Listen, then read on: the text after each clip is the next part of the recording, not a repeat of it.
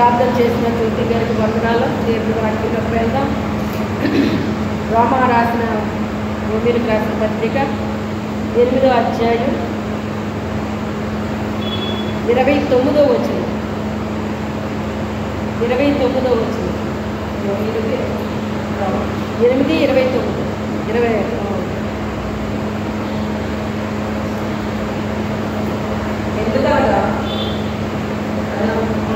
ఎందుకనగా తన కుమారుడు అనేక సహోదరులను జ్యేష్ఠుడవునట్లు దేవుడు ఎవరిని ముందు ఎరిగినో వారు తన కుమారుడితో సారూప్యం గలవారట్లు వారిని ముందుగా నిర్ణయించను. చాలండి, చాలు. చిన్న ప్రార్థన చేసుకుందాం. పరిశుద్ధుడైన తండ్రి, మీకు వందనాలు, స్తోత్రాలు తండ్రి. నాయన, ఈ సాయం సమయంలో ప్రభువా నీ పాద సన్నిధికి వచ్చి ఉన్నాం నాయన. ప్రభువా నా తండ్రి, కూడి వచ్చిన ప్రతి ఒక్క బిడ్డని నన్ను దర్శించు నాయన, స్పర్శించు తండ్రి. నీ పరిశుద్ధాత్మ కార్యాలు బలముగా జరిగించు నాయన. ప్రతి బిడ్డని మీరు తాకండి నా ప్రభువా. యేసయ్యా మీకే స్తోత్రాలు తండ్రి, వందనాలు ప్రభువా.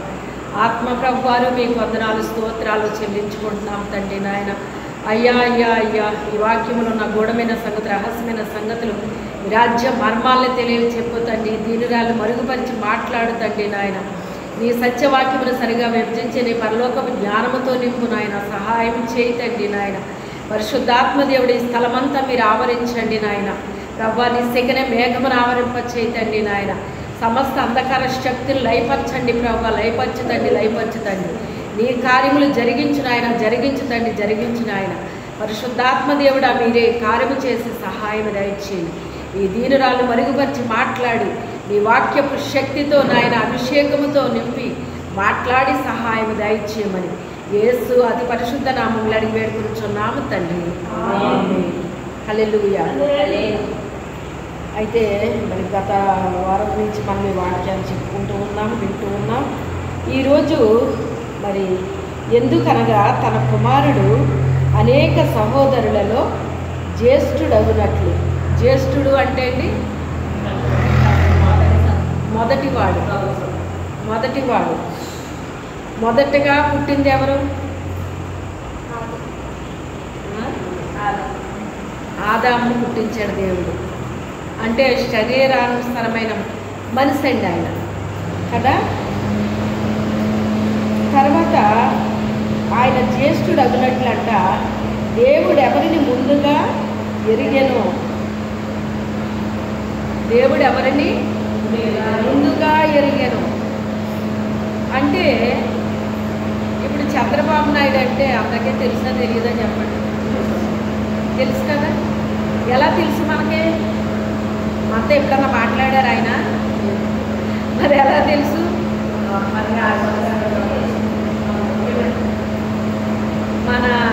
మనకి ముఖ్యమంత్రి కనుక, రెండోది టీవీల్లో, సెల్లల్లో ఇలాగ ఆయన మనము చూస్తూ ఉంటాం కనుక ఆ రకంగా మనకు తెలుసు. అంతేగాని పర్సనల్గా ఏమన్నా ఆయనతో మనం మాట్లాడే అనుభవం ఉందా మనకి?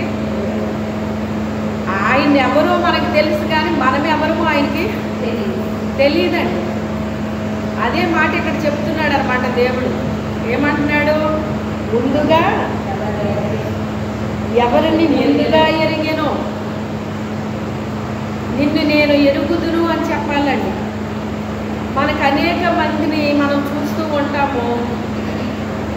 మనము కూడా ఎవరిదైనా మాట్లాడేటప్పుడు ఏమంటామంటే, ఫలానా మనిషిని మీరు ఎరుగుదురా అండి అని అడుగుతారు. అన్నప్పుడు నేను చూడటమే తప్ప ఎప్పుడు మాట్లాడలేదండి అంట. అంటే చూసి చూడడం వేరు, వాళ్ళ మనకి పరిచయం కలిగి ఉండడం వేరు. అవునండి నేను ఎరుగుదునండి, వాళ్ళు నాకు తెలుసండి, అదండి ఇదండి అని చెప్పేసి వాళ్ళ గురించి కొంత సమాచారం మనం చెప్తాం. అంటే వాళ్ళతో మనకి పరిచయం ఉండాలి, వాళ్ళతో మనం మాట్లాడాలి. ఆ తెలిసి ఉండడం వేరు, మనం దగ్గర నుంచో దూరం నుంచో చూడడం వేరు. చూసిన వాళ్ళని వాళ్ళు నాకు తెలుసు అని చెప్పు. చూశాను కానండి వాళ్ళు ఎవరో నాకు తెలియదు అంటాం. అలాగే దేవుడు ముందుగా ఎవరిని ఎరుగునో అంటే మనలో కొంతమందిని ఆయన ముందుగా నేను ఎరుగుదును అని చెప్తాడటండి. మనలో కొంతమందిని ఏమని చెప్తాడు ఆయన? నేను ఎరుగుదును అంటాడంట.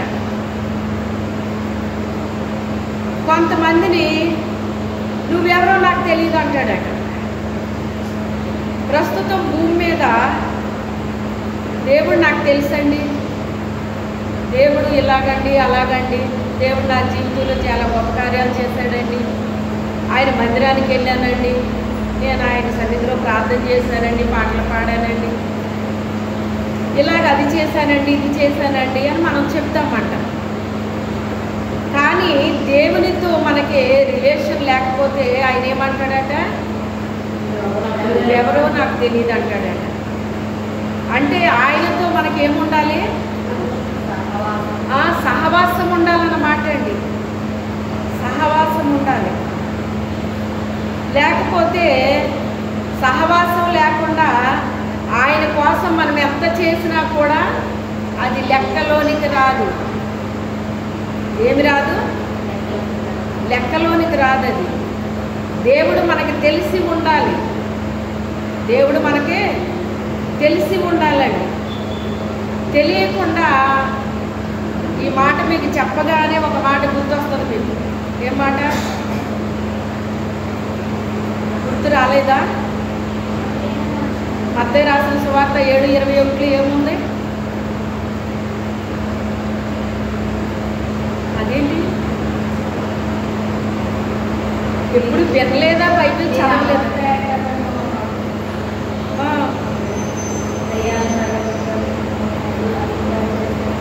అదే చెప్పమ్మా. ప్రభువా ప్రభువా అని పిలుచు ప్రతి ఒక్కడు పరలోక రాజ్యంలో ప్రవేశించడం కానీ నా తండ్రి చిత్త ప్రకారం చేయువాడే ప్రవేశిస్తాడు.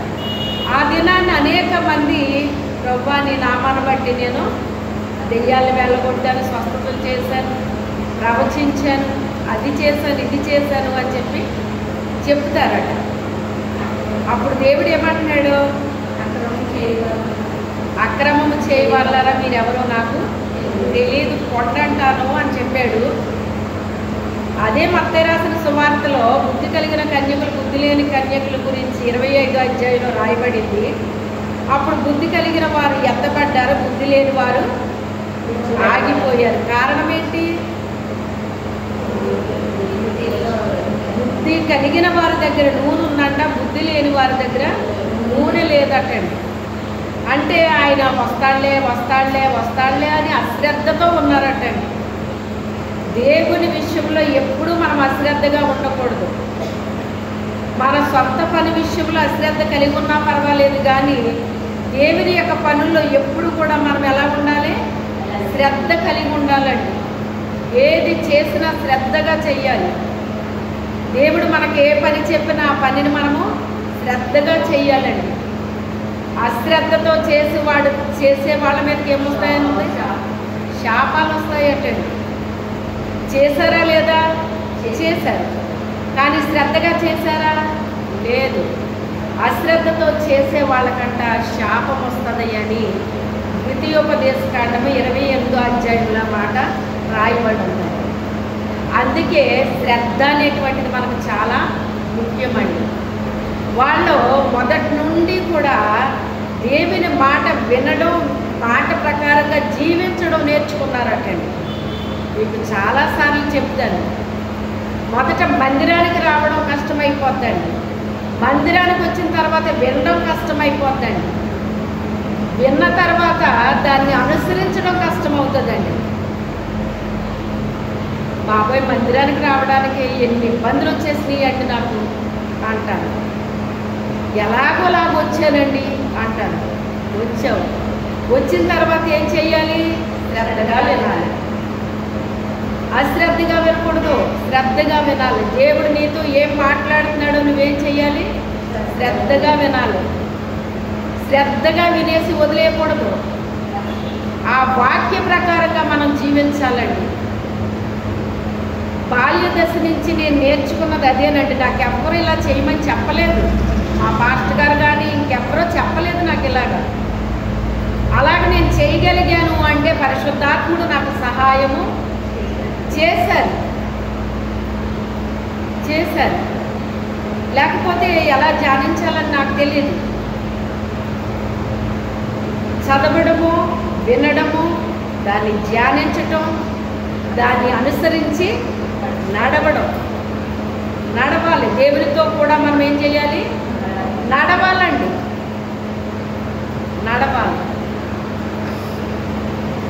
ఆ తర్వాత నడక నేర్పుతానన్నాడు. ఎవరికి నేర్పుతాడట? దీనులకు నేర్పుతానన్నాడు. అందరికీ నేర్పుతాడా? ఎవడు దీనుడై నా మాట విని వణుకుచుండున వానినే నేను సృష్టిస్తున్నాను అంటున్నాడు. అంటే మన ఆత్మలో దీనత్వం కలిగి ఉండాలి. ఆ దీనత్వాన్ని దేవుడు చూస్తాడట. ఆ దీనత్వం ఎప్పుడైతే మనలో కనబడిందో నేర్చుకునే అనుభవం మన దగ్గర ఉంటుంది.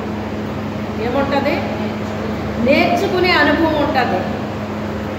ఎప్పటికీ వాక్యం మీద ఆసక్తి ఉంటుందండి.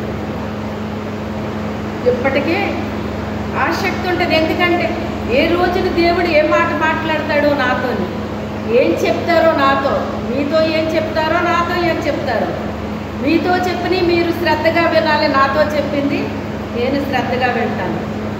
ఈరోజు ఏం కొత్త పాయింట్ వచ్చింది, మిమ్మల్ని కూడా అడుగుతూ ఉంటాను, ఈరోజు ఏమొచ్చింది కొత్తది అన్నప్పుడు మీరు కూడా చెప్తూ ఉంటారు, ఈరోజు ఇది వచ్చిందమ్మా, ఈ పాయింట్ ఎప్పుడూ రాలేదు మనకి, ఈ పాయింట్ వచ్చింది మనకని. ఎప్పుడూ చెప్పే వాక్యంలో నుంచే కొత్త దేవుడు మనకి ఇస్తూ ఉంటాడండి. ఎందుకంటే దేవుని యందు మనం భయభక్తులు కలిగి ఉంటేనంట వినగలిగిన చెవి, గ్రహించే హృదయం దేవుడు మనకి ఇస్తాడటండి.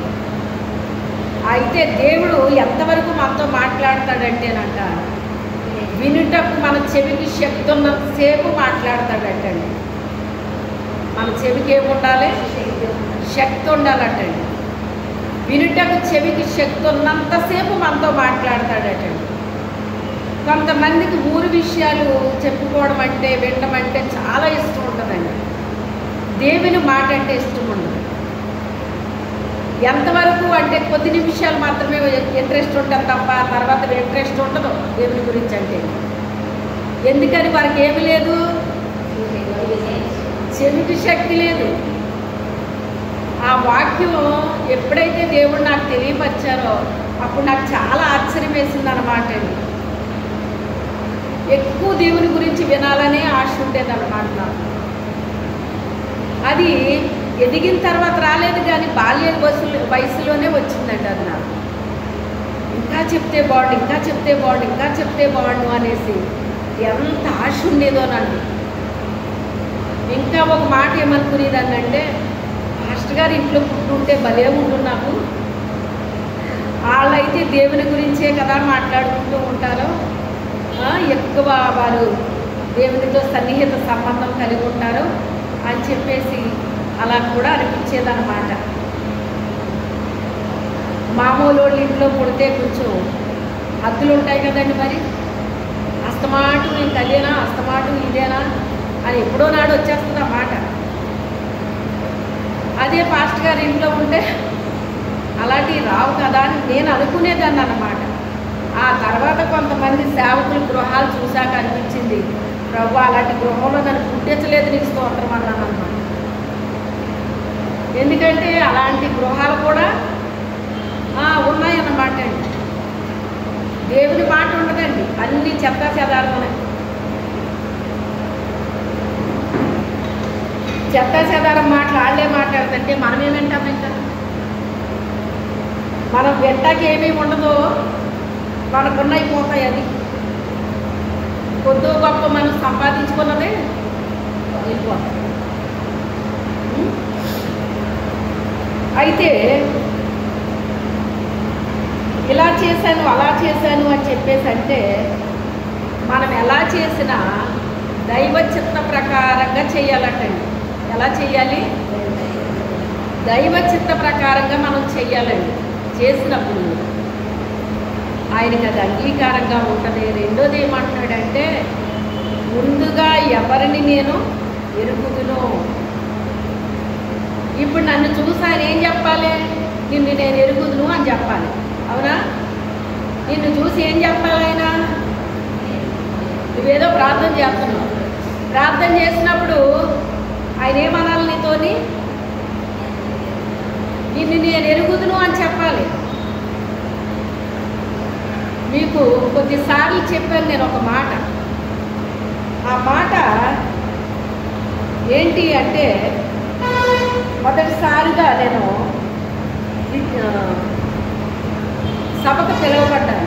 ఉద్యోగ సభలకి, తర్వాత ఉపవాస మీటింగ్స్కి పిలువబడినప్పుడు ప్రార్థన చేస్తున్నాను అన్నమాట అండి. ప్రార్థన చేస్తుంటే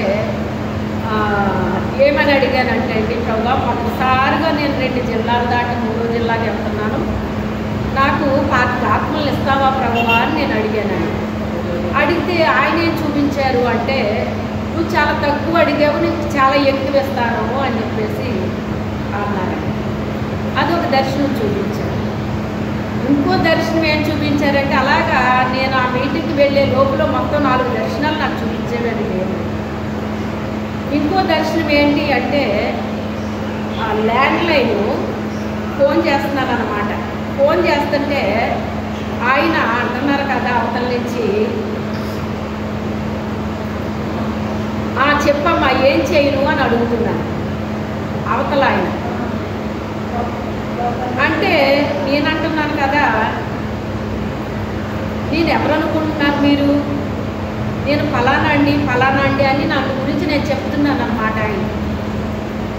అంటే ఇన్ని కోట్ల ప్రజలలో నేను ఎవరనుకుంటున్నారు ఈయన అని నా ఉద్దేశం అన్నమాట. అందుకని నా గురించి నేను చెప్తున్నాను, నేను ఫలానా అండి, ఇదండి అదండి అని నేను చెప్తున్నాను. ఆయన అంటారు కదా, అవును నువ్వు నాకు తెలుసు, నాకు ఏం చేయను చెప్పు అన్నారు ఆయన. ఏంటి నేను తెలుసు అంటున్నారేంటి, నేను ఎలా తెలిసి ఈయనకి అనుకుంటున్నాను. నేను అనుకునేసరికి ఆయన అంటున్నారు, నువ్వు నాకు తెలుసమ్మా చెప్పు ఏం చేయమంటావు అంటే. ఆ మాట మీకు ఏమనిపిస్తుందో చెప్పండి. దేవుడు మాట్లాడుతున్నారు, దాని మీనింగ్ ఏంటి? నువ్వేం అడిగితే అది నేను చేస్తాననే కదా అక్కడ దాని అర్థం. నేనేం అడిగాను కదా, నేను వెండి అడగలేదు, నేను బంగారం అడగలేదు, నేను వస్త్రాలు అడగలేదు, లేకపోతే నేను ఆస్తిపాస్తులు అడగలేదు, ఏం అడగలేదు. నేను ఎప్పుడు చూసినా నాకు ఆత్మలు కావాలి, ఆత్మలు రక్షించిన ఆయన రక్షించుతండి ఇదే ఎక్కువ నా ప్రార్థనలో ఎక్కువ అదే నేను కోరుకుంటానండి. నాకు తెలుసమ్మా చెప్పు అని చెప్పేసి ఆయన 2-3 సార్లు చెప్పాను. నాకు ఆ మాట మెలకు వచ్చేసింది. మెలకు వచ్చేసేసరికి అయితే దేవుడు కార్యం చేస్తాడు, ఏం చేయని చెప్పమ్మా అని అంటున్నారు అంటే తప్పకుండా దేవుడు నాకు 5 ఆత్మల్ని ఇస్తాడు ఆయన. నేను 5 అడిగాను కానీ ఇంకా ఎక్కువ ఇస్తాడనమాట ఆయన అని చెప్పి నేను అనుకుని 5 అయితే మట్టుకు నేను అడిగాను కనుక ఇది తప్పకుండా ఇచ్చేస్తాడు అని నేను విశ్వాసం ఉంచానండి.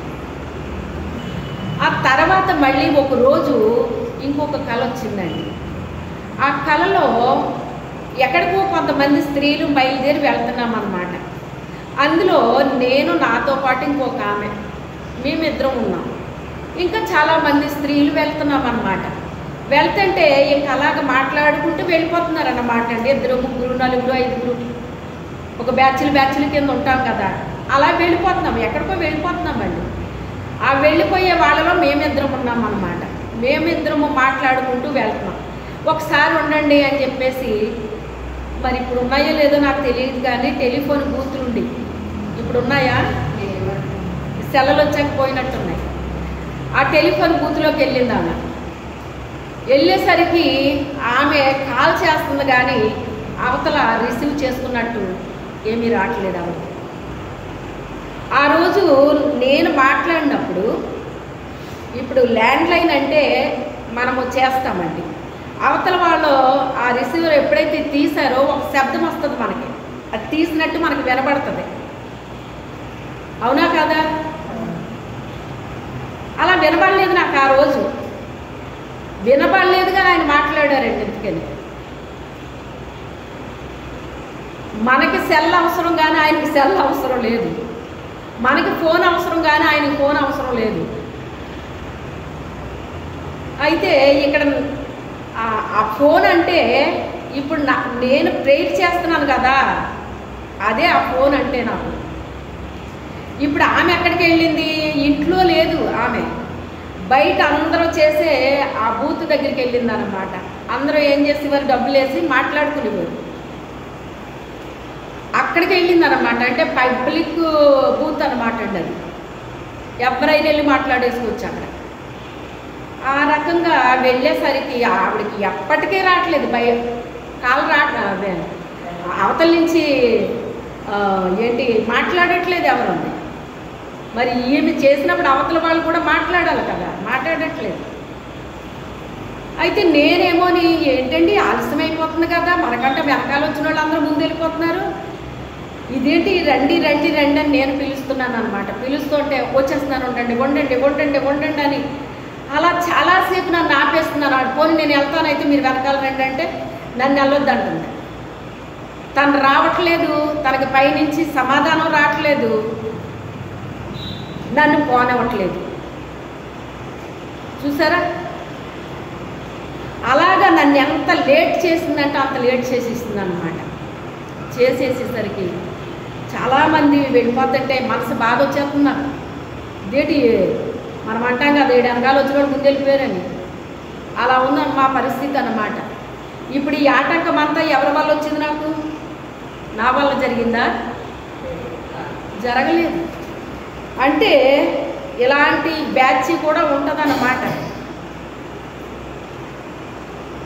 ఇదేంటండి, మనం డైల్ చేసిన వెంటనే అవతల నుంచి వాళ్ళు రిసీవర్ తీసి మాట్లాడతారు కదా, మీరేంటి ఇంతసేపు ఉన్నారేంటి? నేను హలో అంటే వెంటనే నాకు అవతల నుంచి జవాబు వస్తుంది, మీకేంటి ఎందుకు రావట్లేదు, ఎంతసేపు ఏంటి, ఎంతసేపు ఎలాగా మీకు రావట్లేదు, సర్లే తర్వాత ఎప్పుడన్నా చేతులు కానీ ఎక్కడన్నానే రండి, వెళ్ళిపోతున్నారు, చాలామంది వెళ్ళిపోతున్నారు అని చెప్పేసి అంటే ఉండండి ఉండండి ఉండండి అని నన్ను ఆపేసింది తప్ప ఆ మనసు ఎప్పటికే రాలేదన్నమాట.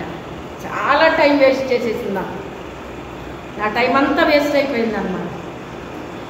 అయినా నేనేమో ఇంకా ఆమెను విడిచిపెట్టి వెళ్ళలేక నేను ఆగిపోతున్నాను అన్నమాట. మరి ఇద్దరం బయలుదేరాం కదా. ఆగిపోతుంటే మొత్తం మీద ఎప్పుడుకో వచ్చింది, ఆమెకు జవాబు అయితే రాలేదు పైనుంచి. అంటే ఇది మీకు ఎందుకు చెప్తున్నాను అంటే, మనకు ఆయన తెలిసి ఉండొచ్చు కానీ ఆయనకి మనము తెలుసా? అనేక సహోదరులలో జ్యేష్ఠుడగునట్లుగా ఆయన ముందుగా ఎవరిని ఎరిగేనో. ఈరోజు మీరు ఈ పాయింట్ని పట్టుకోవాలి. నిన్ను ఎరుగుదుని నేను అని దేవుడు చెప్పగలడా? నీ ఆత్మీయ స్థితి ఎలా ఉంది? నీ ఆధ్యాత్మిక జీవితం ఎలా ఉంది నీది? అమ్మ నిన్ను నేను ఎరుగుదును అని అవతల నుంచి నీకు జవాబు వినిపిస్తుందా? చెప్పండి, వినిపిస్తుందా? అది ఈరోజు బలమైన పాయింట్ ఏంటంటే అదేనండి. ఈరోజు అది చిన్న విషయం కాదు. ఇది ఏమన్నా చిన్న విషయమా అండి? నిన్ను నేను ఎరుగుదును అన్న మాట ఏమన్నా చిన్న విషయం? అది మనం ఏమనుకుంటామంటేనంట, నేను ఇవన్నీ చేస్తున్నాను కదా, నేను తెలుసు దేవుడికి అందరూ తెలుసు, చంద్రబాబుకి అందరూ తెలీదా? ఎలా తెలుసు? ఆయన మీటింగ్లో నిలబడి మాట్లాడుతుంటే. ఇప్పుడు కొంతమందిని పిలుస్తాడు ఆయన. ఇప్పుడు ఏ మీటింగ్లు పెడతారు కదా, పెట్టినప్పుడు ఆయన ఏమంటాడో పిలుస్తాడు. పిలిచి ఏంటమ్మా నీ ఏం కావాలి నీకంటే ఇంకా వీళ్ళ కోరికల లిస్ట్ చదివేస్తున్నారు. అది కూడా తెలిసినట్ట వాళ్ళ అవసరత ఏదో చెప్పుకోవడానికి వెళ్ళారు అక్కడికి, అంతే. ఆయనకి వాళ్ళకి ఏమైనా సంబంధం ఉందా? సంబంధం లేదు. వాళ్ళ కోరికలు చెప్పడానికి వెళ్ళి ఆ కోరికలు చెప్పేసుకుని ఏం చేస్తున్నారు? వచ్చేస్తారు, ఎవరింటికి వాళ్ళు వెళ్ళిపోతారు. అయితే ఏ స్థితిలో మనం ఉన్నాం? ఏ బ్యాచీలో ఉన్నాం మనం? మన కోరికలు ఉంటే చెప్పుకొని వచ్చేసేలా ఉన్నామా?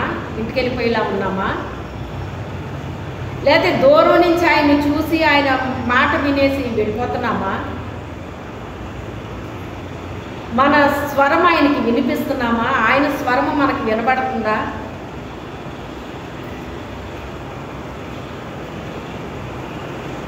మా స్నేహితురాలు నేను చదువుకున్నప్పుడు ఫోటో దొరికిందంట. బుక్స్ తిరగేస్తుంటే వాళ్ళ పిల్లలు దొరికితే అమ్మ ఇదిగో మీ ఫోటో అని ఇస్తే అది ఇందులో పెట్టిందనమాట. ఇందులో పెడితే ఏంటి ఎప్పుడు పెట్టింది ఏంటి అనేసి నేను చూశాను అనమాట. చూస్తే నేను ఎక్కడున్నానో నేనే గుర్తుపట్టలేకపోయాను. అందరి మొహాలు చూసి ఇది నేను అని అప్పుడు అనుకున్నాను అనమాట. అప్పుడు ఫోన్ చేసేసరికి ఫోటో పంపించాను, చూసావా అన్నది. చూశాను, నువ్వు బాగానే ఉన్నావు, నువ్వు అప్పుడు ఎలాగున్నావు ఇప్పుడు అలాగే నీ మొహం కనపడుతుంది, కానీ నేనైతే మారిపోయాను, నేను ఎక్కడున్నాను నాకేదే తెలియదు అన్నాను. అవునా అని నవ్వింది. అంతే, కొన్ని సంగతులే ఉంటాయండి ఇలాంటివి. అక్కడి నుంచి దేవుని మాటల్లోకి వెళ్ళిపోయాం ఇద్దరు. వెళ్ళిపోయేసరికి అలాగా ఆ మాటలు ఈ మాటలు చెప్పుకుంటూ నా అనుభవం ఒకటి చెప్పాను అన్నమాట. నేనేం చేసేదాన్ని అంటే అండి, నేను పని మనిషిని పెట్టుకోలేదు. స్టార్టింగ్లో నేను పని మనిషిని పెట్టుకోలేదు. అన్ని పనులు నేనే చేసుకునేదాన్ని చెప్తా ఉంటాను కదా. చేసుకుని కూడా చాలా ఉత్సాహంగా ఉండేదాన్ని అన్నమాట అండి. చాలా ఒక రకమైన ఏమంటారు దాన్ని, నాకు నీరసం అన్న మాట ఉండేది కాదండి. పిల్లలకు కానీ నాకు కానీ ఈయనకి కానీ నీరసం అని, పడుకోవడాలు, జ్వరాలు అని ఇలాంటి ఏవి కూడా సర్వసాధారణంగా వచ్చేవి కాదనమాట. మీకు చెప్పాను కదా, నా మీద కొన్ని ప్రయోగాలు జరుగుతూ ఉంటాయి అంటాను కదా, అలాంటివి జరిగినప్పుడే కొంచెం సిగ్గు అయ్యేదాన్ని అనమాట. అయితే ఏది ఏమైనప్పటికైనా అప్పుడు పాత్రలు తోముతూ నేనేం చెప్పేదాన్ని అంటే ప్రభుతోని, ప్రభువా మరి ఈ పని నేను చేస్తున్నాను కదా, నేను ఖాళీగానే ఉన్నాను. ఏమని చెప్పాను దేవుడికి, మీరు ఏదైనా చెప్పండి నేను వింటాను, నేను ఖాళీగా ఉన్నాను కదా ప్రభువా అన్నాను. మరి ప్రస్తుతం ఖాళీగా ఉన్నానా? నేను ఏం చేస్తున్నాను? పని ఏం చేస్తుంది? రెండు చేతులు చేస్తాయి. మరి ఇది కూడా పని చేస్తుందా? పని చేయదు కదా, అది ఖాళీగానే ఉంది కదా. అప్పుడు నేను వింటాను ప్రభువా ఏదన్నా చెప్పండి అంటే ఆయన చెప్పడం ప్రారంభించేవారు. ప్రతిదీ నాకు ఉదాహరణలు ఇస్తూ మరీ చెప్పేవారు అన్నమాట. దేవుడు మాట్లాడినప్పుడు అండి చాలా అద్భుతంగా ఉంటుందండి. ఇలాగే మాట్లాడతాడు దేవుడు అనుకుంటారు చాలామంది. ఒక ఇద్దరు మనుషులు కలిసి ఎలా మాట్లాడుకుంటారో ఆ రీతిగా ఉంటుందండి. దేవుడితో మనకు మంచి కనెక్షన్ ఉండి మంచి సహవాసం ఆయనతో మనం పెట్టుకుంటే ఇక నువ్వే నేను నేనే నువ్వు అన్నంత ఆ డీప్లోకి వెళ్ళాలన్నమాట అండి. వెళ్ళినప్పుడు ఆయన మనతో ఎలా మాట్లాడతారంటే ఒక మనిషి మాట్లాడుతున్నట్టు అనిపిస్తుంది మనకి. చాలా విషయాలు నాకు చెప్పేవారు అన్నమాట. నా పని కంప్లీట్ అయిపోయే వరకు ఆయన చెప్తానే ఉండేవారు. ఇవన్నీ ఎలా చేసేదానో నాకు అసలు తెలిసేది కాదంట. ఎందుకని నా మైండ్ అంతా ఏం ఉండిపోయింది, దేవుడు చెప్తున్న విషయాలు వినటం ఉండిపోయింది. అందుకే ఈ చేతి చేసే పని నాకు స్పృహలో లేకుండా దేవుని యొక్క స్వరాన్ని ఆ మాటలే వింటూ నాకు చాలా ఆనందం అనిపించింది అన్నమాట అండి. పని చేసేటప్పటికి ఎవరికైనా ఏం రావాలండి? నీరసానికి బదులు ఏమొచ్చింది? ఉత్సాహం, సంతోషం వచ్చింది. బాబాయ్ ఈ రోజున ప్రభు నాకు ఇన్ని విషయాలు చెప్పేశారు, ఈరోజు ఇన్ని విషయాలు చెప్పేశారని నాకు చాలా ఆనందం అయిపోయేది. చేసే పని నాకు గుర్తుండేది కాదు. అప్పుడు వాషింగ్ మెషిన్ లేదు, బట్టలు ఉతుకుతా. ప్రభు బట్టలు ఉతుకుతున్నాను, నేను ఖాళీగానే ఉన్నాను, ఏదైనా చెప్పు. ఇల్లు ఉడుస్తున్నాను, ఖాళీగానే ఉన్నాను, ఏదైనా చెప్పు. వంట చేసుకుంటున్నాను, ఖాళీగానే ఉన్నాను, ఏదైనా చెప్పు. ఇలాగ ప్రతి ఏ పని చేసినా కూడా మీరు చెప్పండి చెప్పండి చెప్పండి చెప్పండి, నేను వింటాను. ఇదే మాకిద్దరికి మధ్యగా. అందుకే దేవుడు చాలా విషయాలు నాకు బోధించేవారు అన్నమాట అండి. బైబిల్ పట్టుకుని కూర్చుని చదివినప్పుడు మాత్రమే కాదు, అది చేసే టైంలో అది చేసేదాన్ని. ఇలాగ ఖాళీగా ఉన్న టైంలో నా బుర్రను వాడేదాన్నండి. నా చేతులు పనిచేసిన నేను మాత్రం దేవుని స్వరాన్ని వింటూ ఉండేదాన్ని. ఈ బట్టలు ఉన్న మురికి ఎలాగైతే నేను వదలగొట్టేస్తున్నానో నాలో ఏమైనా మురుకుంటే తీసే ప్రభువా. నన్ను బట్టలను ఎలా ఉతుకుతున్నానో నన్ను అలాగా ఉతికేసి నాలో ఉన్న మురికంతా పోగొట్టే. ఈ పాత్రలు తోముతున్నాను కదా, ఇవి ఎలా తెల్లగా నేను తోముతున్నానో అలాగే నా హృదయాన్ని తోమేయండి. ఈ ఇల్లుని ఎలాగ నేను క్లీన్గా ఊడుస్తున్నానో అలాగే నా హృదయాన్ని కూడా క్లీన్గా చేసేయండి. ప్రతి దానికి నన్ను మాటండి. పాత్రలాగా తెల్లగా ఉండాలి, వస్త్రాల్లాగా మురికి ఉండకూడదు. ఇంటిలో చెత్త లేకుండా ఉన్నట్టుగా నా హృదయంలో చెత్త ఉండకూడదు. చెత్త ఆలోచనలు కానీ, చెత్త తలంపులు కానీ, చెత్త మాటలు కానీ ఏవి కూడా నా దరికి చేరే కాదు. అయితే మనం వినకపోయినా ఇరుపక్కల నుంచి మనకు వినబడతాయి. చుట్టూ ఇళ్ళు ఉంటాయి, ఇళ్లలో ఉన్నవాళ్ళు మాట్లాడుకుంటూ ఉంటారు. కొన్ని మాటలు వినడానికి కూడా భయంకరంగా అనిపిస్తాయి అన్నమాట, చిరాకుగా అనిపిస్తాయండి. అలాగే చిరాకుగా ఉన్న మాటలు కూడా ఏం చేస్తాయి, మనం వినాలని అనుకోకపోయినా ఇవేమైపోతాయి, మన చెవిలోకి వెళ్ళిపోతూ ఉంటాయి అన్నమాట అండి. కానీ మన చెవి కనుక కడగబడితే, దేవుని రక్తంలో కడగబడితే, దురద చెవులు కలవారు ఉన్నారు అని ఉంటుంది కదా. ఆ దురద అనేటువంటిది ఏంటి అంటే ఇన్ఫెక్షన్ అన్నమాట అండి. ఆరోగ్యకరమైన మనసు ఉండాలంటాడు దేవుడు. ఆరోగ్యకరమైన మనసున్న వాళ్ళు అటండి దేవుడు చెప్పిన మాట వింటారట, ఆ వాక్య ప్రకారంగా జీవిస్తారట, ఆ తర్వాత వాళ్ళు ఆధ్యాత్మికంగా ఎదుగుతారట. కొంతమంది అయితేని ముండ్ల తుప్పల్లో పడిపోయినట్టు ఉంటుందట వాళ్ళ జీవితం. అంటే ఐహిక విచారాలు, ధన మోసము, ఇతర అపేక్షలు అంటే కోరికలు అన్నమాట అండి. కొన్ని కోరికలు ఉండిపోతాయటండి. ఇవన్నీ వాళ్ళ మనసులో ఉండిపోయినప్పుడు అంట వాళ్ళ ఆధ్యాత్మిక జీవితంలో ఎదుగుదల ఆగిపోద్దటండి. మీరు గమనించండి, ఖాళీ ప్లేస్లో ఒక మొక్క వేసామనుకోండి, అది చక్కగా ఎదుగుతుంది. అదే మొక్కని ముండ్ల తుప్పల్లో పెరుగుతుంది అనుకోండి, ఎలా ఎదుగుతుంది చెప్పండి. ఆ ముండ్ల తుప్పలో ఎదగనివ్వదని అంటే లోపం దానిలో లేదు, కానీ ఆ ముండ్ల తుప్పలు దాన్ని ఏం చేయనివ్వట్లేదు, ఎదగకుండా ఆటంకమైపోయింది. అంటే మన మనసులో ఉన్న కోరికలు, కొన్ని కోరికలు ఉంటాయి చూసారా, ఆ కోరికల వల్ల మనం ఏం చేయలేమంట, కరెక్ట్గా ఎదగలేమంటండి. ఎదుగుతారు కానీ ఎదగాల్సినంత హైట్ ఎదగరు. ఫలించాల్సిన విధముగా వాళ్ళు ఫలించరటండి.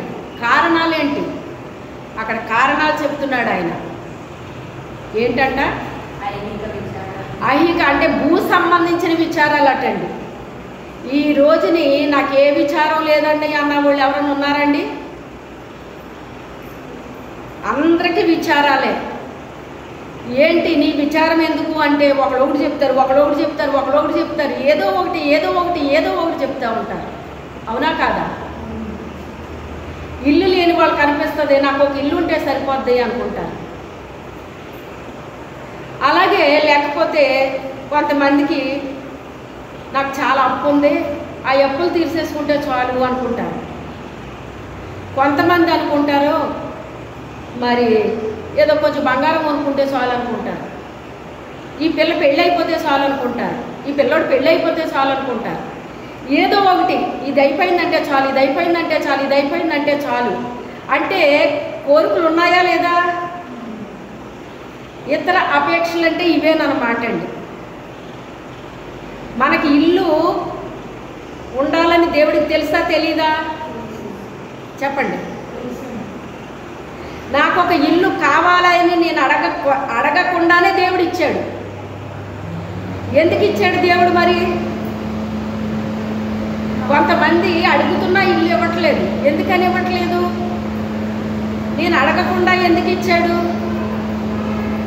నా తలంపులన్నీ ఎవరి చుట్టూ తిరుగుతున్నాయి? దేవుని చుట్టూ తిరుగుతున్నాయి. దేవుని తట్టుకి అనేక మందిని త్రిప్పాలనే ఒక ఆశ, ఒక మంట నా లోపల మండుతూ ఉన్నది. అంటే ఎవరి గురించి ఆలోచన? అవునా కాదా? అంటే మన పిల్లల గురించి మనకు ఆలోచన ఉంటుందా? మన పిల్లల గురించి మన పక్కింటి వాళ్ళు ఆలోచిస్తారా? ఆలోచన ఉండడం తప్పు కాదు, అది ఒక చింత అయిపోయి ఒక కోరిక, బలమైన కోరికలా తయారైపోయి అదేం చేస్తుందంటేనంటే మనల్ని పరిపక్వంగా మనల్ని పెరగనివ్వట్లేదటండి, అది ఎదగనివ్వట్లేదు. మనం ఫలించే ఫలాలు పరిపక్వంగా అంటే ఇతరులకు ఉపయోగపడే రీతిగా లేవంటండి అవి. అయితే ఈ రీతిగా మేమిద్దరము మాట్లాడుకున్నప్పుడు ఆమె ఏదో కొంచెం బాధలో ఉన్నది, తనకే బాగాలేదంట, బాధలో ఉంది. ఇద్దరం కలిసి మళ్ళీ ఎక్కడికి వెళ్ళిపోయాము, వెనక్కి వెళ్ళిపోయాము అన్నమాట. అప్పుడు మనం ఎలా ఉండేవాళ్ళం, ఇప్పుడు ఎలా ఉంది, అప్పుడు భక్తికి ఇప్పుడు భక్తికి చాలా తేడా ఉంది. ఇప్పుడు పిల్లలు ఎంతసేపు ఫోన్లు అని ఫోన్లతోటే ఉంటున్నారు తప్ప, అది ఫోన్లు అంటండి సాతాను వేసే వలటండి, అది గుర్తుపెట్టుకోండి. ఫోన్ ఎందుకు ఇచ్చాడు దేవుడు అంటే మనం ఉపయోగించుకోమని ఇచ్చాడు, దాన్ని ఉపయోగించుకోమని ఇస్తే. ఇప్పుడు మన ఇంట్లో కత్తిపేట ఉందండి, కత్తిపేట ఎందుకు కొనుక్కున్నాం మనం? చాకు ఎందుకు కొనుక్కున్నాం? కూరగాయలు కోసుకోవడానికి, చేపలు చేసుకోవడానికి, ఇవి పనులు చేసుకోవడానికి మనకు కత్తిపేట చాకు వాడతాం, అవునా కదా? అంతేగాని పీకలు కోసుకోవడానికి కొనుక్కుంటారండి ఎవరన్నానే? చెప్పండి. అంటే అది మనం ఎలా వాడితే దాన్ని అది అలా ఉపయోగపడుతుంది మనకు. అది అయ్యో ఇది కూరగాయ కనుక నేను తరుగుతాను, ఇది పీక కనుక నేను తరగనా చెప్పదు. అది మనం ఎలా ఉపయోగించుకుంటే అది అలా ఉపయోగపడుతుంది. అది ఇప్పుడు పిల్లలు సెల్లలతోనే ఉంటున్నారు ఎంతసేపుని. సాతానుడు ఇప్పుడు ఇది ఒక వలకి వేసాడు, ఆ వలలో పడిపోయారు ఇప్పుడు అందులోనే. ఇంకెంతసేపు వాటితోటే ఉంటున్నారో అని మనం ఎలా ఉండేవాళ్ళం, మనం కలిసినప్పుడు మనం ఎలా మాట్లాడుకునేవాళ్ళం, ఎంతసేపు దేవుని గురించే మాట్లాడుకునేవాళ్ళం. ఎప్పటికీ అదే ఆనందం మాలో ఉంటుందండి. మధ్యాహ్నం కాసేపు మాట్లాడుకుంటే ఆ కాసేపట్లోనే నా ద్వారా కొన్ని తన విన్నది, తన ద్వారా నేను కొన్ని విన్నాను. అవి తెలిసిన వాక్యాలే, తెలిసినవి అయినప్పటికైనా ఒక ఆనందం, ఒక సంతోషం అన్నమాట అండి. ఎంతసేపు దేవుని గురించే కదా మనం మాట్లాడుకునేవాళ్ళం. ఎన్ని గంటల ప్రార్థన చేసామో మాకు తెలిసేది కాదు. మేము ఎవరి ప్రాయంలో ఉన్న వాళ్ళమే, కానీ దేవుని చేతిలో ఉన్నాం. ఎక్కడున్నాము? దేవుని చేతిలో ఉంటే దేవుడు వాడుకుంటాడు మనల్ని, సైతాన్ చేతిలో ఉంటే సైతాన్ వాడుకుంటాడు. అది దేవుని చేతిలో ఉండడానికి ఇష్టపడ్డాం కనుక దేవుడు మమ్మల్ని వాడుకునేవాడు. అప్పుడైనా ఇప్పుడైనా వాడుకుంటూనే ఉన్నారండి. ఏదో అలా చూసినా కానీ అది ఎక్కడికి వెళ్ళిపోదు, మా బుర్రలోకి వెళ్ళిపోయి అదేమి మమ్మల్ని గాబరా చేయదండి. అది నేను ఏదన్నా చూశాను అంటే అందులో ఏదో ఒకటి పరిశుద్ధాత్మ దేవుడు ఏది నాకు చూపించాలని చూపిస్తాడనమాట. అప్పుడు దాని గురించి ప్రేయర్ చేస్తానండి. దేనికి ఏది జరుగుతుంది ప్రపంచంలో, దేనికి ప్రార్థన అవసరం, దేనికి ఏది అవసరం, అలా చూసుకుంటానన్నమాట నేను. ఎందుకంటే దేవుడు ఒక ప్రత్యేకముగా ఆయన ఏం చేశాడు, ఆయన రూపునిచ్చేసాడట అండి. వాళ్ళకి ఏమిచ్చేసాడంట? ఆయన రూపాన్ని ఇచ్చాడట. ముందుగా నిర్ణయించి ఆయన స్వరూపాన్ని వాళ్ళకి ఇచ్చాడటండి. ఏంటి ఆయన స్వరూపం?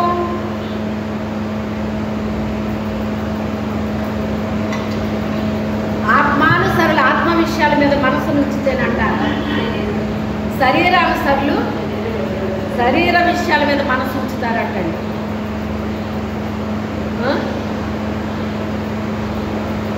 ఏం తినాలి, ఏం త్రాగాలి, ఏం ధరించుకోవాలి, ఏం అనుభవించాలి, ఇవన్నీ వాళ్ళకి ఉంటాయటండి. ఆయన అంటాడు కదా, మీరు ఏమి తినాలో ఏమి త్రాగాలో ఏమి ధరించుకోవాలో నాకు తెలీదా? అన్యజనులు ఆలోచిస్తారో మీరు కూడా అలా ఆలోచిస్తున్నారేంటి? మీరు ఆలోచించకండి అలాగా. మొదట నా నీతిని నా రాజ్యాన్ని వెతకండి, అప్పుడు అవన్నీ మీకు అనుగ్రహిస్తాను అన్నాడు. అయితే మనం అది వదిలేసి మిగతా పనులు చేస్తాం. మొదట ఆయన నీతిని రాజ్యాన్ని వెతకరండి, మిగతా వాటిని వెతుకుతారు. ఏది వద్దన్నాడో దేవుడు అదే వెతుకుతారండి. అది వెతికే కొలది అది ఏమైపోతుంది? అది దూరం అయిపోతుంది, కష్టమైపోతుంది.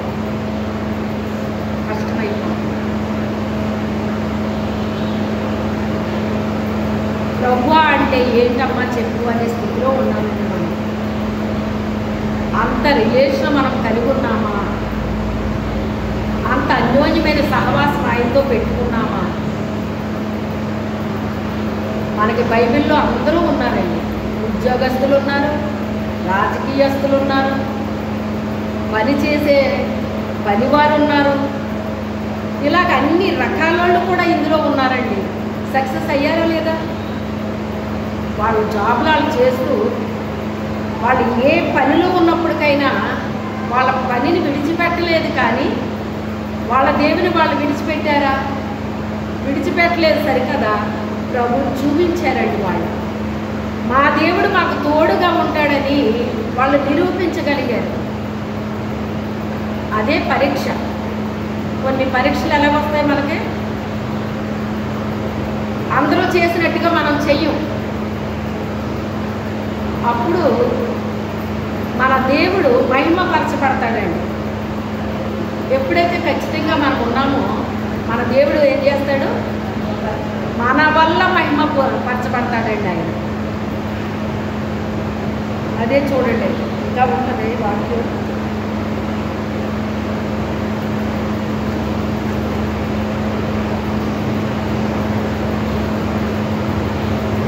దేవుడు ఎవరికి ముందు ఎరిగెనో వారు తన కుమారుడితో సారూప్యం గలవారవుటకు వారిని ముందుగా నిర్ణయించారు. ఆయన కుమారునితో సారూప్యం గలవారిగా అంటే ఎవరి స్వరూపం ఇచ్చాడంటే వాళ్ళకి? దేవుని యొక్క కుమారుని స్వరూపం ఇచ్చాడంటండి వాళ్ళకి. ఏమి స్వరూపం అది? ఆత్మస్వరూపం ఇచ్చాడు వాళ్ళకి. వాళ్ళు మనుషుల్లాగే ఉంటారు, మనతోనే తిరుగుతారు, మనతోనే ఉంటారు, మనతోనే మాట్లాడతారు. కానీ వాళ్ళ ఆత్మస్వరూపం ఎలా ఉందంట? క్రీస్తుని మనము ధరించుకోవాలని ఉంటుంది. బాప్తీసం తీసుకున్నప్పుడు ఎవరిని ధరించుకోవాలంట? నీవు మారు మనస్సు పొంది బాప్తీసం తీసుకున్నప్పుడు క్రీస్తుని యొక్క రూపం మనలోకి వచ్చేయాలటండి. ఇక్కడ ఈయన అంటాడు కదా, ఆయన రూపము మీకు గలవారగుటకు వారిని ముందుగా నిర్ణయించాడటండి. ఆయన రూపం మనలోకి రావడానికే ముందుగా నిర్ణయం చేసేసాడట. అంటే కొంతమందిని తల్లి గర్భంలో వేసినప్పుడు ఏం చేసుకుంటాడంట ఆయన? వీళ్ళు నాకు పలానా పనికి కావాలి అని వేసేసుకుంటాడటండి ఆయన. వేసేసుకుని వాళ్ళకి ఆయన రూపాన్ని ఇస్తాడటండి. ఆయన తన కుమారుని యొక్క రూపాన్ని ఇస్తానంటున్నాడు. ఇవ్వడమే కాదంట, ముందుగానే వాళ్ళు నిర్ణయించేస్తాడటండి. కొన్ని పనులకు కొంతమందిని ఒక ఆఫీస్ ఉంటుందండి. ఆ ఆఫీసులో ఆఫీసులు ఉంటాడు, ఆయన కింద ఆయన ఉంటాడు, ఆయన కింద ఆయన ఉంటాడు, ఆయన కింద ఆయన ఉంటాడు. చివరి వరకు చూసుకుంటే లాస్ట్కి వాచ్మెన్ ఉంటాడు అక్కడ. ఒకే ఆఫీసు, అందరికీ ఒకే ఉద్యోగం ఉంటుంది, అందులో ఉండదు. అంటే వాళ్ళ యొక్క చదువులను బట్టో వాళ్ళ పోస్టులు వాళ్ళకే వస్తాయండి. అందులో ఇప్పుడు వాచ్మెన్ పోస్ట్ రావాలనుకోండి, ఎంత చదవాలి? చదువు అవసరం లేదు దానికి. కలెక్టర్ అయితే ఐఏఎస్ఏనా?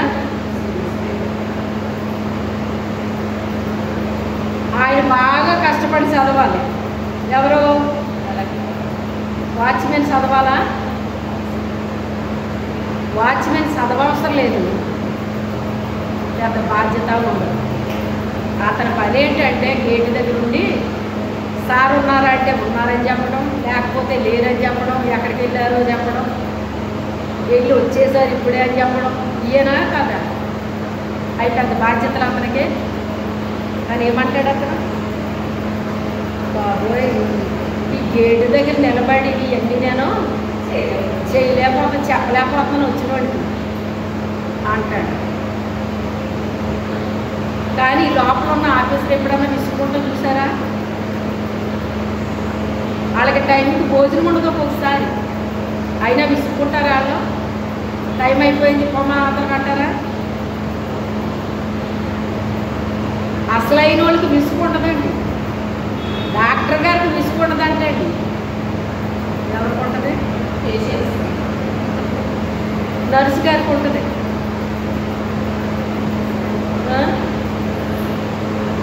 కొంతమంది ఇంజెక్షన్ చేస్తే అది ఎప్పటికే తగ్గదండి, కొంతమంది చేసినట్టు అనిపించదు. ఇంకా కొంతమంది ఎలాగంటే ఇక్కడ ఇంజెక్షన్ చేస్తారు, ఎక్కడికో చూస్తారా?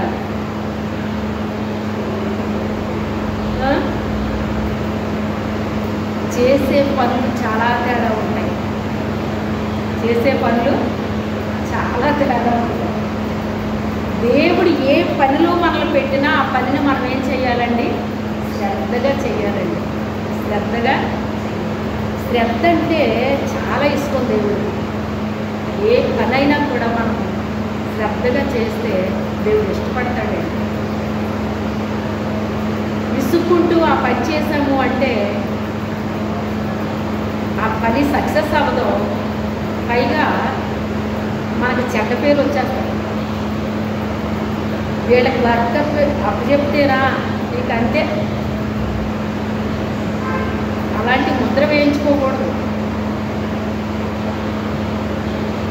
దేవుని గురించి పరీక్షించబడ్డారు అంటే అగ్నిలో పడ్డారు వెళ్ళాడు, సింహాల బోన్లో పడ్డారాడు, చెరసాల్లోకి వెళ్ళారాడు. వాళ్ళు వెళ్ళడం వల్ల దేవునికి మహిమని తీసుకొచ్చారు. వాళ్ళు ఏమైపోలేదు, మహిమని తీసుకొచ్చారు దేవుడికి. దేవుడు ముందుగా నిర్ణయం చేసేస్తాడటండి. ఓ రోజుని ఓ భక్తుడికి పని చెప్పాడటండి. అబ్బాయి పలానా చోటుకి వెళ్ళి పలానా వాడితో ఈ మాట చెప్పు అన్నాడంట. అయ్యి బాబోయ్, ఆడు చాలా పెద్దోడు కదండి, వాళ్ళతో నేనేం చెప్తానండి, నేను చూస్తే చిన్నపిల్లోడిని, నేను చెప్తే వాళ్ళు వింటారా? అయినా వాళ్ళు చాలా పెద్దోళ్ళండి బాబు, వాళ్ళతో నేను చెప్పలేను అన్నాడంట. అనేసరికి ఇంకా దేవుడికి కోపం వచ్చేసినట్టండి ఆ పిల్లోడి మీద. ఇప్పుడంటే అన్నావు కదరా, ఇంకెప్పుడానికి ఈ మాట నాతోని, నీ తల్లి గర్భంలో నీకెక్క రూపు రాలేదు అంటే, రూపు రాలేదంటే ఎలా ఉన్నాడు? పిండముగా ఉన్నాడు. 3వ నెల వరకే కదా పిండం అంటాము, ఆ తర్వాత నుంచి కొంచెం రూపులు వస్తాయి. నీ తల్లి గర్భంలో నీకు ఇంకా రూపే రాలేదురా, అప్పుడే నిన్ను ఏం చేశాను నేను? ఎవరి గురించి ఈ మాట? ఇర్మియాని ఎందుకు ఎన్నుకున్నాడు దేవుడు అంటే, ఆ ఇశ్రాయేలు ప్రజలకు దేవుని మాట, దేవుడు ఏం చెప్తే అది చెప్పడానికి ఆయన్ని నిర్ణయం చేసేసాడట అమ్మ కడుపులో. అంటే దేవుడు ఏం చెప్తే అది చెప్పాల్సిందే వాళ్ళకి, వాళ్ళు విన్నా వినకపోయినా చెప్పాల్సిందేనండి. మనకి దేవుడు నిన్ను దీవిస్తాడు, నిన్ను ఆశీర్వాదిస్తాడు, నిన్ను స్వస్థపరుస్తాడు అంటే వినసెంపుగా ఉంటుందండి మనకి. అవునా కాదా? అమ్మో దేవుడు నన్ను దీవించేస్తానన్నాడు, ఆశీర్వాదం చేస్తానన్నాడు. మరి దీవెన ఎప్పుడు వస్తుంది? ఎప్పుడు వస్తుందని ఉంది? నమ్మకమైన వానికి అది. మరి మన జీవితంలో ఏముండాలి? నమ్మకం ఉండాలి కదా. నమ్మకం ఉండాలంటే దాని అర్థం ఏంటి? దేవుడు చెప్పిన పనిలో మనం ఏం చేయాలి? నమ్మకంగా చెయ్యాలి. ఎప్పుడైతే నమ్మకంగా మనం చేస్తున్నామో దీవెనలు మెండుగా కుమ్మరిస్తానంటున్నాడు ఆయన. నువ్వు మోకాళ్ళు వేసి ప్రార్థన చెయ్యి, నువ్వు కన్నీరు విడువు, నువ్వు ఉపవాసాలు ఉండు, అప్పుడు ఇస్తాను నీకు దీవెనలు అని చెప్పాడండి ఆయన. అలా చెప్పలేదు ఆయన. నీ జీవితంలో నువ్వు ఎప్పుడైతే నమ్మకంగా జీవిస్తావో, నేను చెప్పింది చెప్పినట్టుగా చేస్తావో, అప్పుడు నీ మీదకి ఏమొస్తాయి? దీవెనలు మెండుగా వస్తాయి అని చెప్తున్నాడు. నీతిమంతుని యొక్క తల మీదకి ఆశీర్వాదాలు కుమ్మరిస్తానంటున్నాడు. క్రీస్తు రక్తంలో కడగబడి నీతిమంతులుగా తీర్చబడితే మన మీదకి ఏమిస్తాడంట ఆయన? ఆశీర్వాదాలు వస్తాయంట. దేవుని యొక్క చేతిలో మనం ఎలా ఉండాలి? దీవెనకరమైన బిడ్డలుగా, ఆశీర్వాదించబడిన బిడ్డలుగా మనం ఉండాలండి. అప్పుడు నన్ను దీవించయ్యా, నన్ను ఆశీర్వదించయ్యా, నాకు అది అయ్యా, నాకు ఇది అయ్యా అని మనము అడగవసరం లేకుండా అట్లా అనుకుంటే అయ్యే వస్తాయండి. మనము దేవుని వెనకాలే వెళ్తే అవన్నీ మన వెనకాలే వస్తాయండి. అవునా కాదు? వస్తాయి. చేసి చూడండి. వింటాం కాదు, అది మన లైఫ్లో మనం అనుభవించాలి. అది అవి నేను అనుభవించాను కనుక, అనుభవిస్తున్నాను కనుక మీకు చెప్తున్నాను గట్టిగా. నేను దేవుని వెనకాల నడుచుకుంటూ వెళ్ళిపోయాను. దేవుడు చెప్పిన ప్రతి పని చేసుకుంటూ వెళ్ళిపోయాను. నేను ఈ పని నేను చేయటమేంటి, ఆ పని నేను చేయటమేంటి, ఎంత జనం ఉంటే నేనే చెయ్యాలా ఈ పని అని ఏ రోజుని నేను ఆ ప్రశ్న నాకు రాలేదు అసలు. ఎప్పటికీ రాలేదండి. మరి దేవుని స్తోత్రం ఎప్పటికీ రాకూడదు. ఆ మనసు మనకు రాకూడదండి అసలు. నేనే ఎందుకు చెయ్యాలి, నేనే ఎందుకు అనే మాట మనకు అసలు రాకుండా ఎప్పుడైతే బాధ్యతతో మనము దేవుడు చెప్పిన ప్రతి దాన్ని కూడా మనం చేసుకుంటూ పోయామో, ఈ దీవెనల ఆశీర్వాదాలు మనల్ని వెంబడించేస్తాయండి. మన వెనకాల వచ్చేస్తాయండి. నాకు కావాలన్నా వస్తాయి మనకి, నాకు వద్దన్నా వస్తాయండి అవి మనకి. ఎందుకని? ఆయన చెప్పింది చెప్పినట్టుగా మనం ఏం చేసాం? అది నీతిమంతులుగా తీర్చబడ్డాం. తర్వాత నమ్మకంగా ఉన్నాం.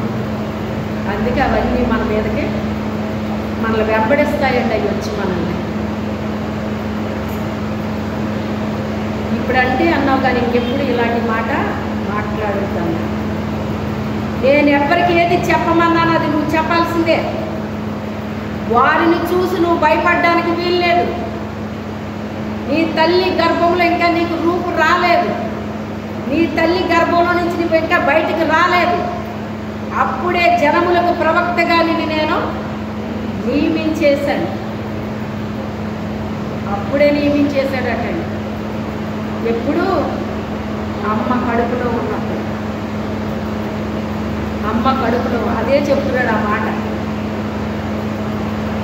తన కుమారునితో పాటు వాళ్ళకి కూడా ఏమిచ్చాడటండి?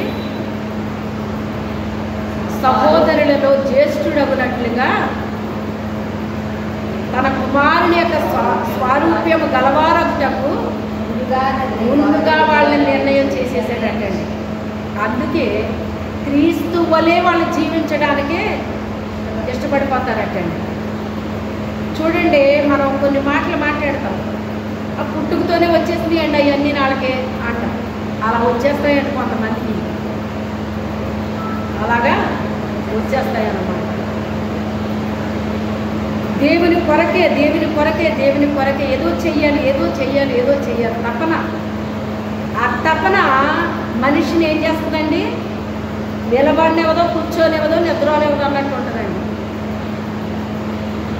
ఆయన అంటాడు కదా, ఆయన కొన్ని చెప్తున్నాడు. ఏమని చెప్తున్నాడంటే, నేను ఎక్కడికి వెళ్ళమన్నాను అక్కడికి వెళ్ళాలి నువ్వు, నేను ఏది చెప్పమన్నాను అది చెప్పాలి నువ్వు అని చెప్పారు ఆయన. ఒకవేళ నువ్వు భయపడ్డావని వాళ్ళ దగ్గరికి వెళ్ళి నేనే నీకు భయం పుట్టిస్తానన్నాడు. నేనే నీకు భయం పుట్టిస్తాను. ఇంకెప్పుడు ఈ మాట చెప్పకే నాకు అని చెప్పేశాడు దేవుడు.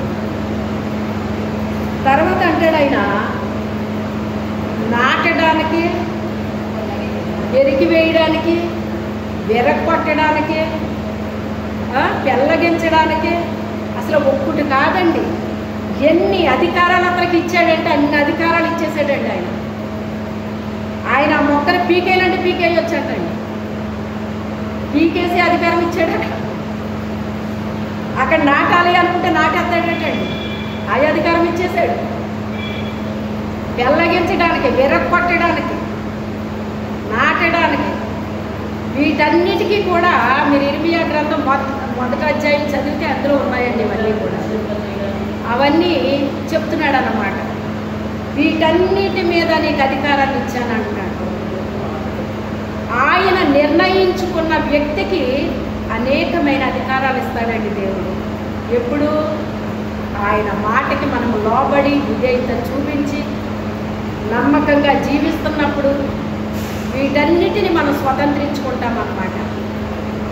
వీటన్నిటిని స్వతంత్రించుకుంటాం.